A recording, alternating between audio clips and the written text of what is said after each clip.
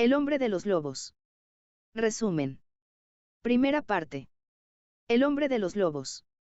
De la historia de una neurosis infantil. 1918. Nota introductoria. Es este el más elaborado y, sin duda, el más importante de todos los historiales clínicos de Freud. Su protagonista, un acaudalado joven ruso, inició su análisis con él en febrero de 1910. Aquí se informa sobre su primer periodo de tratamiento, que se extendió hasta julio de 1914. Freud se refirió en varias oportunidades al caso del hombre de los lobos, en obras editadas antes y después de este historial. Tal vez sea útil enumerar esas referencias. La primera evidencia impresa de su interés por el caso fue un párrafo que apareció con su firma, a comienzos del otoño de 1912, en Central Blatt für Psychoanalyse, cuya motivación evidente es el sueño de los lobos que constituye el elemento más destacado del historial. A los colegas que ejercen el análisis les solicitó que reúnan y analicen cuidadosamente sueños de sus pacientes cuya interpretación autorice la inferencia de que los soñantes han sido en su primera infancia espectadores de un comercio sexual. Basta con una mera indicación para que se comprenda el particularísimo valor que revisten estos sueños en más de un aspecto. Desde luego, solo habrán de considerarse probatorios los sueños que hayan sobrevenido durante la infancia misma y se los recuerde desde ella. En el curso de ese verano, empero, dio a publicidad materiales del cuento tradicional en los sueños, donde de hecho se relataba el sueño de los lobos. La parte correspondiente de ese trabajo fue reproducida aquí. Freud volvió a ocuparse del caso al examinar las zoofobias de los niños en inhibición, síntoma y angustia. En los capítulos 4 y 7 de esa obra, la fobia a los lobos de este paciente es comparada con la fobia a los caballos analizada en el caso del pequeño Hans. Para Freud, la importancia fundamental de este historial contenía pruebas concluyentes para refutar cualquier rechazo de la sexualidad infantil. Pero durante el tratamiento surgieron muchas otras cosas de gran valor, algunas de las cuales ya habían sido presentadas ante el mundo en el intervalo de 4 años que medió entre la redacción del historial y su publicación. Por ejemplo, el nexo entre las escenas primordiales y las fantasías primordiales, que condujo en forma directa al oscuro problema del posible carácter hereditario del contenido psíquico de estas últimas. Más importante todavía fue la luz que arrojó el presente análisis en cuanto a la fase anterior, oral, de organización de la libido. Parece probable que el material canibálico revelado en este análisis haya tenido un papel destacado en la preparación de algunas de las más trascendentales teorías que ocuparon a Freud por esta época, las interrelaciones entre incorporación, identificación, la formación de un ideal del yo, el sentimiento de culpa y los estados patológicos de depresión. De los hallazgos clínicos, quizás el principal fue la revelación del papel determinante que tuvieron en la neurosis del paciente sus mociones femeninas primarias. Su muy marcada bisexualidad no hizo sino confirmar puntos de vista que Freud había sostenido desde mucho tiempo atrás y que se remontaban a la época de su amistad con Fliess. Pero en sus escritos posteriores Freud hizo más hincapié que antes en el carácter universal de la bisexualidad y en la existencia de un complejo de Edipo, invertido, o negativo, tesis que alcanzó su más clara expresión en el capítulo 3 de El yo y el ello 1923, al tratar el complejo de Edipo, completo. Y puntualizaciones previas.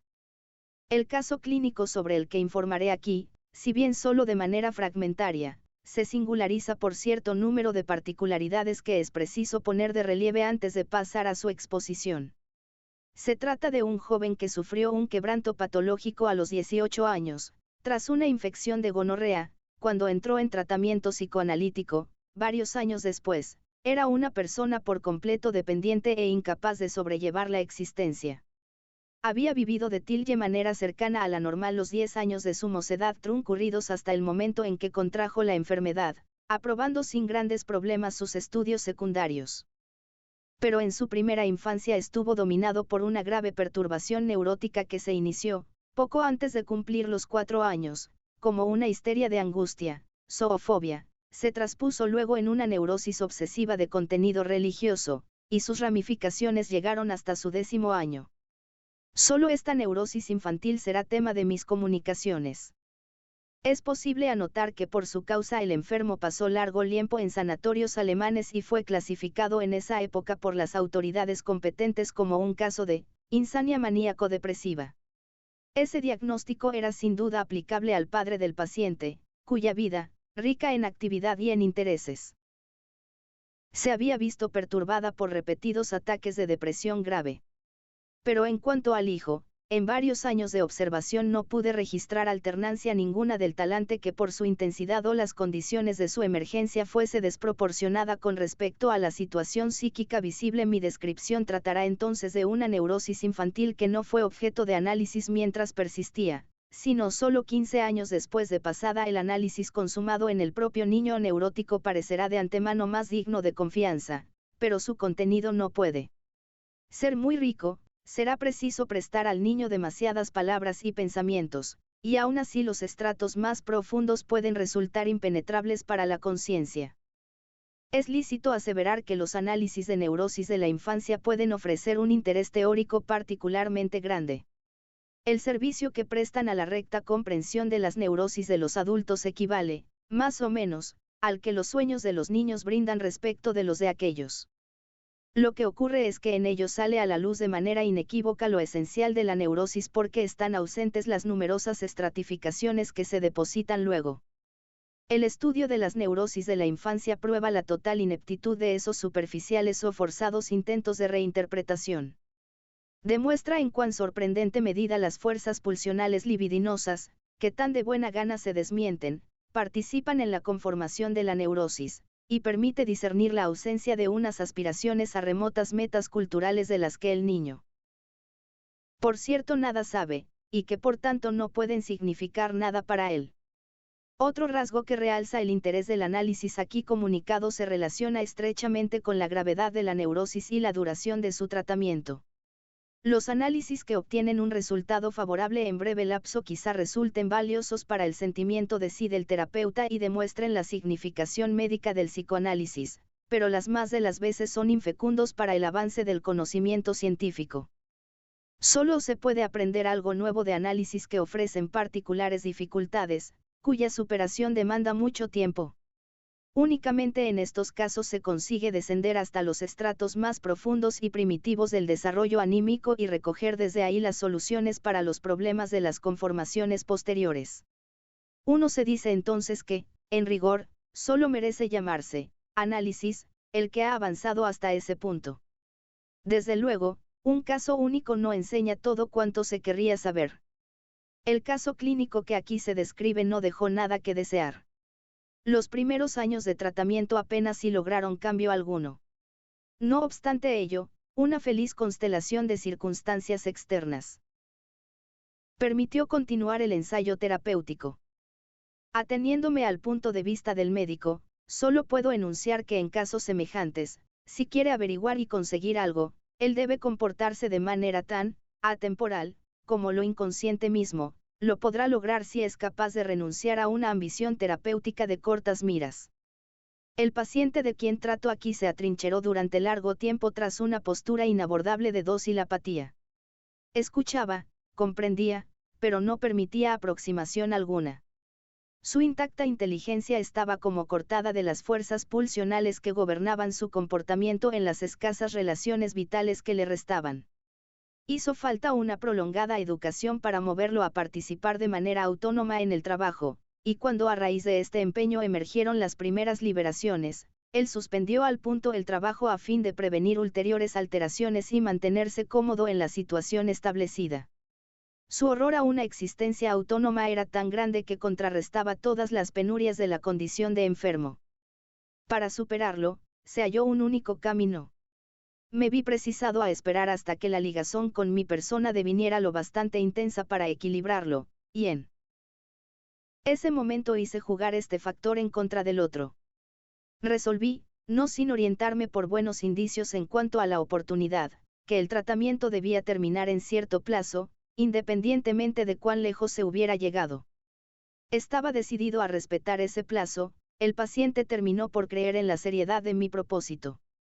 Y bajo la presión intransigente que aquel significaba, cedió su resistencia, su fijación a la condición de enfermo, y el análisis brindó en un lapso incomparablemente breve todo el material que posibilitó la cancelación de sus síntomas. La longitud del camino que el análisis debe recorrer con el paciente y la profusión del material que debe ser dominado transitándolo no cuentan en comparación con la resistencia que uno encuentra en el curso del trabajo, y solo cuentan en él en medida en que son necesariamente proporcionales a ella. Una tercera peculiaridad del análisis aquí descrito no hizo sino volver más difícil la decisión de comunicarlo. En su conjunto, sus resultados respondieron de manera satisfactoria al saber que teníamos hasta entonces o se acomodaron bien a él.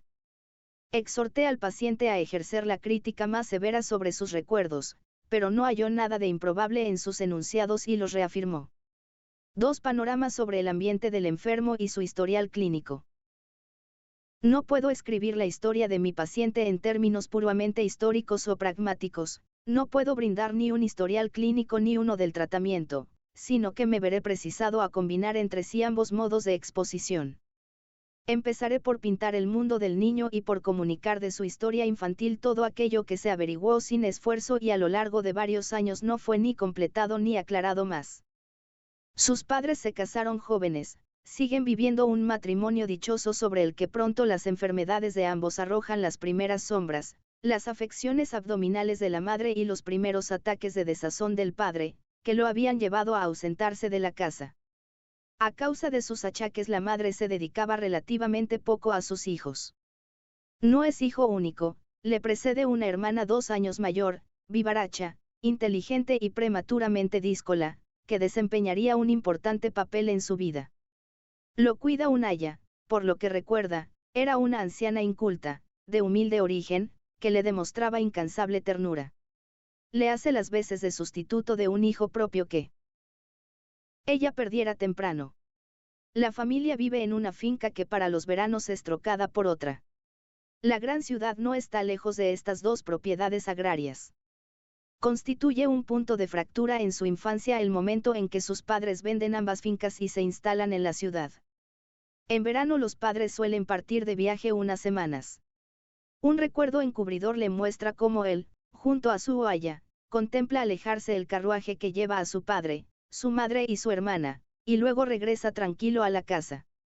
El verano siguiente dejaron a la hermana en casa y tomaron a una gobernanta inglesa, encargada de la vigilancia de los niños. Nota. En general, es lícito usar las comunicaciones de esta clase como un material digno de toda fe. Pero yo desaconsejo esa técnica de manera terminante. Está expuesto a todos los reparos críticos que puedan concebirse. Por lo común, uno lamenta después haberse creado una dependencia de tales informes. Todo cuanto pueda ser recordado sale a la luz en la ulterior trayectoria del análisis mismo. Texto. Parece que al principio fue un niño manso, dócil y más bien tranquilo, y por eso solían decir que él habría debido ser la niña, y su hermana mayor el varón. Pero cierta vez que sus padres regresaron del viaje de verano lo hallaron mudado. Se había vuelto descontentadizo, irritable, violento, se consideraba afrentado por cualquier motivo y entonces se embravecía y gritaba como un salvaje, a punto tal que los padres, viendo que ese estado duraba, expresaron el temor de no poder mandarlo nunca a la escuela. En el verano en que estuvo presente la gobernanta inglesa, esta resultó ser una persona chiflada, intratable y por añadidura dada a la bebida. Ahora bien, esta fase de la alteración de carácter se enlaza inseparablemente en su recuerdo con muchos otros fenómenos raros y patológicos que él no sabe ordenar en el tiempo. Todo aquello sobre lo cual ahora pasaremos a informar, que no puede haber sido simultáneo y además presenta innumerables contradicciones en su contenido, él lo agolpa en un único periodo que denomina, estando aún en la primera finca. Padecía de una angustia que su hermana aprovechaba para martirizarlo. Había cierto libro ilustrado donde se figuraba a un lobo erguido y en posición de avanzar. Cuando veía esa figura empezaba a gritar como enfurecido, tenía miedo de que viniera el lobo y se lo comiera. Pero su hermana siempre se las arreglaba para que no tuviera más remedio que ver esa imagen, y se divertía con su terror. Entretanto, también tenía miedo a otros animales, grandes y pequeños. De pronto fue presa de tremenda angustia ante el animal, dando gritos, desistió de perseguirlo. También sentía angustia y horror ante escarabajos y orugas. Sabía acordarse, empero, de que en esa misma época martirizaba escarabajos y cortaba orugas en pedacitos, también los caballos le resultaban ominosos. Se ponía a gritar cuando un caballo era azotado y por esa razón se vio obligado una vez a salir de un circo. Otras veces gustaba de azotar él mismo a los caballos. Su recuerdo no permitió decidir si estas clases contrapuestas de conducta hacia los animales tuvieron efectivamente una vigencia simultánea, o si más bien se relevaron una a la otra, ni, para este último caso, la secuencia y el momento en que pudo ocurrir. Sin embargo, sus comunicaciones, las que expongo acto seguido, justifican el supuesto de que en su infancia pasó por una neurosis obsesiva bien reconocible. Refirió que durante largo tiempo había sido muy piadoso. Antes de dormir se veía precisado a rezar largo rato y a hacerse la señal de la cruz innumerables veces. Al anochecer, y llevando una banqueta a la que se trepaba, solía también hacer la ronda por todas las imágenes sagradas colgadas en la habitación y besarlas con unción una por una. Muy mal, o quizá perfectamente bien, armonizaba con este ceremonial piadoso su recuerdo de haber tenido pensamientos sacrílegos le venían a la mente como un envío del diablo.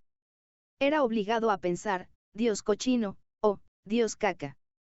Alguna vez, en un viaje a una estación termal alemana, lo martirizó la compulsión a pensar en la Santísima Trinidad cuando veía sobre la calzada 3 montoncitos de hosta de caballo o alguna otra porquería.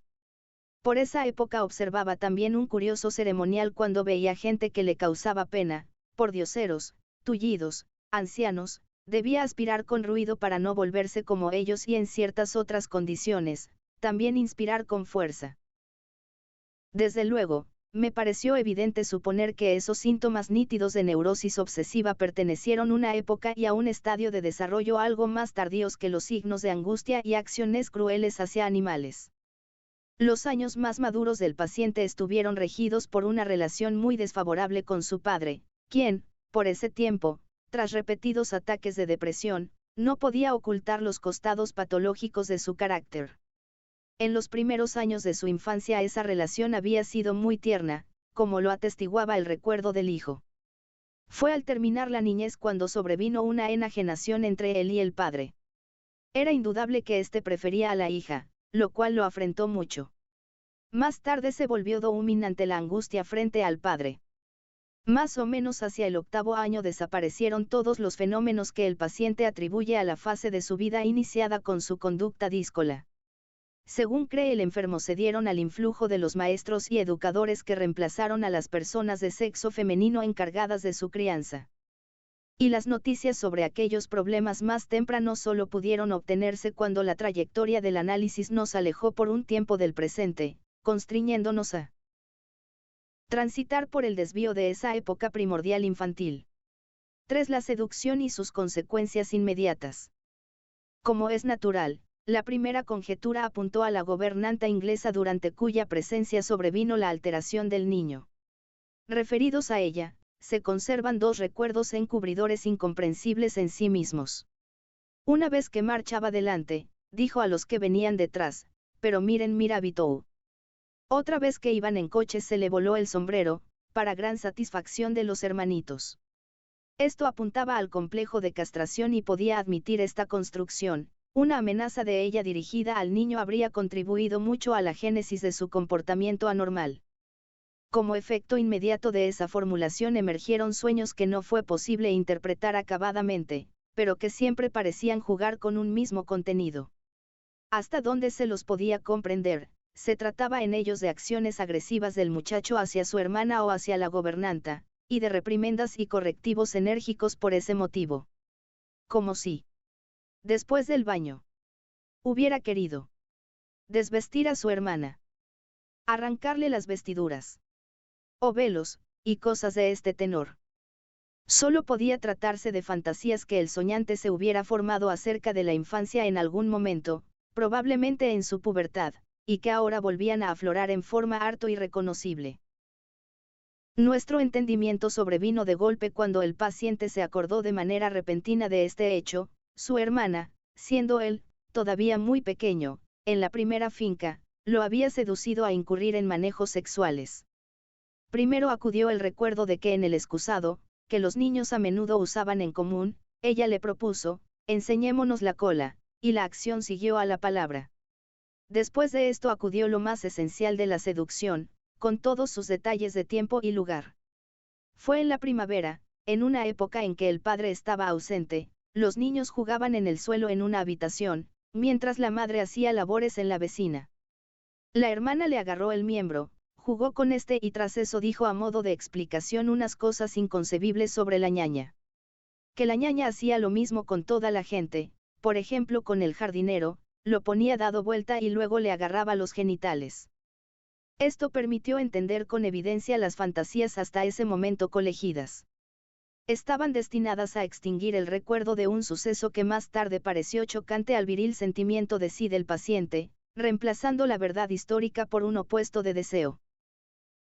Según estas fantasías, no había desempeñado frente a la hermana el papel pasivo, sino al contrario, había sido agresivo, había querido verla desvestida, fue rechazado y castigado, y por eso cayó en ese estado de furia al que tanto se refería la tradición hogareña.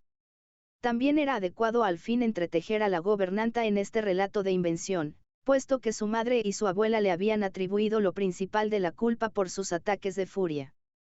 Así, esas fantasías correspondían exactamente a la formación de sagas mediante las cuales una nación después grande y orgullosa procura esconder sus insignificantes e infortunados comienzos. En realidad, la gobernanta solo pudo tener una participación muy lejana en la seducción y sus consecuencias. La hostilidad del niño hacia la gobernanta se produjo más bien de otra manera. Al insultar a Laia y motejarla de bruja, se le apareció siguiendo los pasos de su hermana, que antes le había contado aquellas enormidades sobre Laia, y así le permitió sacar a relucir en la gobernanta la repugnancia que, como veremos, había desarrollado hacia su hermana a raíz de la seducción. Ahora bien, la seducción por la hermana no era ciertamente una fantasía. Cierta vez, teniendo la niña 4 o 5 años, se le sentó en el regazo y le abrió los calzones para agarrarle el miembro. Esa hermana, era 2 años mayor y siempre lo aventajó.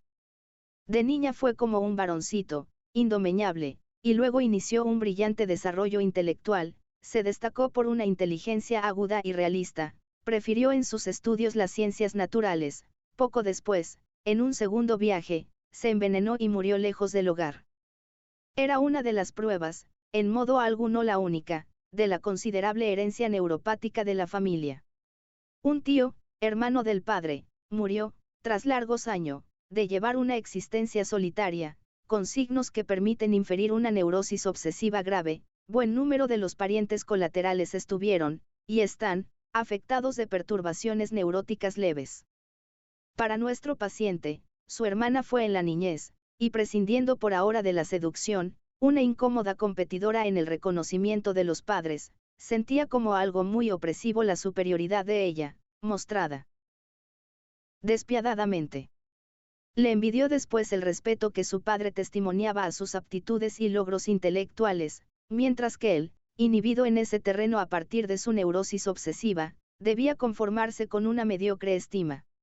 Desde que cumplió los 14 años empezó a mejorar su relación con la hermana, una disposición espiritual semejante y una común oposición a los padres los acercaron tanto que convivieron como los mejores camaradas. En el tormentoso estado de excitación sexual de su pubertad, él osó buscar una aproximación física e íntima. Y al sufrir un rechazo tan terminante como hábil, se apartó al punto de ella para volverse a una muchachita campesina que servía en la casa y tenía el mismo nombre que la hermana.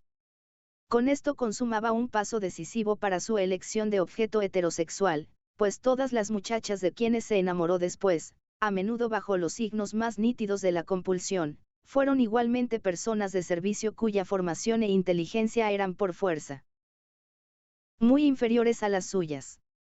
Si todos esos objetos de amor fueron personas sustitutivas de la hermana que se le dingó, sería irrefutable que una tendencia a degradar a esta, a cancelar la superioridad que tanto lo oprimió antaño, recibía así el poder de decidir su elección de objeto. La conducta sexual de los seres humanos, como todo lo demás, ha sido subordinada por Alfred Adler a motivos de este tipo, que provienen de la voluntad de poder, la pulsión de autoafirmación del individuo. De modo inesperado, la conclusión de este análisis aportó un material nuevo que volvió a demostrar que esos motivos de poder, en nuestro caso, la tendencia a degradar, habían comandado la elección de objetos solo en el sentido de algo coadyuvante y de una racionalización, en tanto que el determinismo genuino, más profundo, me permitió mantener mis convicciones. El paciente refirió que al tener noticia de la muerte de su hermana apenas sintió indicio alguno de dolor. Pudo alegrarse de que ahora pasaría a ser el único heredero de la fortuna. Cuando ocurrieron estos hechos, hacía ya varios años que se encontraba afectado por su enfermedad reciente. Pocos meses después de la muerte de su hermana hizo a su vez un viaje a la comarca donde ella había fallecido, buscó allí la tumba de un gran poeta que era por entonces su ideal y vertió ardientes lágrimas sobre esa tumba. Había señalado repetidas veces que su hermana se había pegado un tiro, y luego se vio obligado a rectificar, había tomado veneno. Era el poeta quien había muerto de un tiro en un duelo a pistola. Vuelvo ahora a la historia del hermano. La edad del niño en el momento en que su hermana inició sus acciones de seducción pudo establecerse en los 3¼ años. Ocurrió, como dijimos, la primavera del mismo año en que los padres, al regresar en el otoño, lo hallaron tan radicalmente mudado. Parece atinado relacionar esa mudanza con el despertar, sobrevenido entretanto, de su actividad sexual. ¿Cómo reaccionó el niño ante las seducciones de su hermana mayor? He aquí la respuesta. Con desautorización, pero la desautorización se dirigía a la persona, no a la cosa misma. La hermana no le resultaba grata como objeto sexual, sin embargo, buscó granjearse en su reemplazo a otra persona, más amada, y unas comunicaciones de la propia hermana, quien había invocado el modelo de la ñaña, orientaron su elección hacia esta. Empezó entonces a jugar con su miembro ante la ñaña, lo cual, como en tantos otros casos en que el niño no oculta su onanismo, debe ser concebido como un intento de seducción. La ñaña lo desengañó, le puso cara seria y le declaró que eso no estaba bien. Los niños que hacen eso reciben ahí una herida. El efecto de esta comunicación, que equivalía a una amenaza, debe perseguirse en diversas direcciones. Resultó aflojada su dependencia de la ñaña. Bien pudo enojarse con ella, y luego, cuando empezaron sus ataques de furia, mostró que efectivamente sentía encono hacia ella. Solo que lo característico de él era proteger al comienzo con obstinación, frente a lo nuevo, cada posición libidinal que debía resignar. Cuando apareció en el escenario la gobernanta e insultó a la ñaña, echándola de la sala y queriendo aniquilar su autoridad, él tendió a exagerar su amor por la amenazada. Y se comportó hacia la gobernanta ofensora con rechazo y desafío. Mas a pesar de ello empezó a buscar en secreto otro objeto sexual. La seducción le había dado la meta pasiva de ser tocado en los genitales, responde en un todo a nuestras expectativas enterarnos de que con sus primeras excitaciones genitales se inició su investigación sexual y que pronto recaló en el problema de la castración. En esa época pudo observar a 2 niñas, su hermana y una amiga de esta, en el acto de orinar. Desautorizó la idea de que ahí veía corroborada la herida con que amenazaba la ñaña, y se entregó a la explicación de que era la cola de adelante de las niñas. Se ocupaba de pensamientos relativos a la castración, pero todavía no creía en ella, ni lo angustiaba. Tras el rechazo y la amenaza de la ñaña abandonó muy pronto el onanismo. Así, la incipiente vida sexual regida por la zona genital sucumbió a una inhibición externa y por el influjo de esta fue arrojada hacia atrás, hasta una fase anterior de organización pregenital. A consecuencia de la sofocación del onanismo, la vida sexual del niño cobró caracteres sádico-anales. Se volvió irritable y atormentador, se satisfacía de esa manera en animales y seres humanos. Su objeto principal era la amada ñaña. Empezó a cometer crueldades en animales pequeños, en su fantasía gustaba de azotar también a animales grandes, caballos.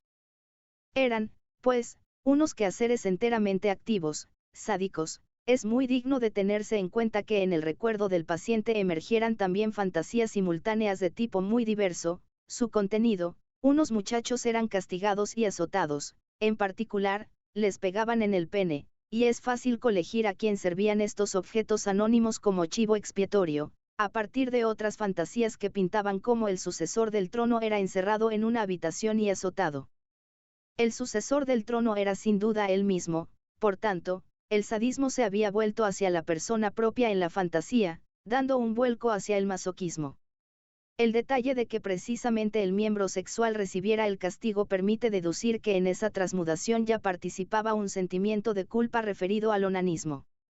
En el análisis no quedó ninguna duda de que esas aspiraciones pasivas habían emergido al mismo tiempo que las activos sádicas o muy poco después. Esto corresponde a la ambivalencia inusualmente nítida, intensa y duradera de este enfermo, que se exteriorizó aquí por primera vez en el hecho de que ambos términos del par de pulsiones parciales opuestas alcanzaron una conformación de medida igual. En lo sucesivo, esta conducta siguió siendo tan característica de él como el otro rasgo de que en verdad ninguna de sus posiciones libidinales, una vez establecida, era cancelada por completo por una más tardía. Más bien subsistía junto a las demás permitiéndole una oscilación constante que demostró ser inconciliable con la adquisición de un carácter fijo. Las aspiraciones masoquistas del niño nos conducen a otro punto. Ya dije que tras el rechazo de la ñaña su expectativa libidinosa se soltó de ella y miró hacia otra persona como objeto sexual. Esta persona fue el padre, ausente por entonces. A esta elección fue llevado por una conjunción de factores, entre ellos algunos accidentales, como el recuerdo del despedazamiento de la serpiente, pero sobre todo renovó así su primera y más originaria elección de objeto, que, según corresponde al narcisismo del niño pequeño, se había consumado por la vía de la identificación. Dijimos que el padre había sido su admirado modelo, pues bien, este objeto de identificación de su corriente activa pasó a ser el objeto sexual de una corriente pasiva en la fase sádico-anal. Uno tiene la impresión de que la seducción por su hermana lo habría esforzado al papel pasivo dándole una meta sexual pasiva.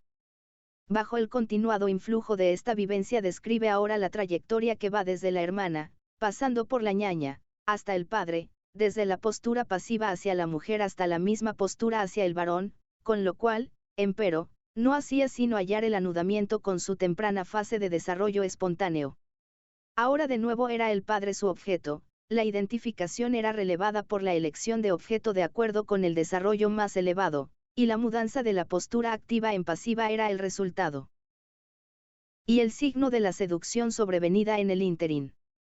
Una postura activa hacia el padre hiperpotente no era desde luego tan fácil de realizar en la fase sádica. Cuando el padre regresó a fines del verano o en el otoño, sus ataques de furia y escenas de rabia hallaron un nuevo empleo. Frente a la ñaña habían servido a fines activos sádicos, frente al padre perseguían propósitos masoquistas. Mediante la exhibición de su conducta díscola quería obligar al padre a aplicarle correctivos y pegarle recibiendo así de él la anhelada satisfacción sexual masoquista. Por tanto, sus ataques de gritos eran directamente intentos de seducción.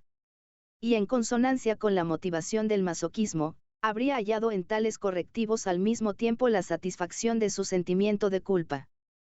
Busca en el correctivo al mismo tiempo el apaciguamiento de su conciencia de culpa y la satisfacción de su aspiración sexual masoquista.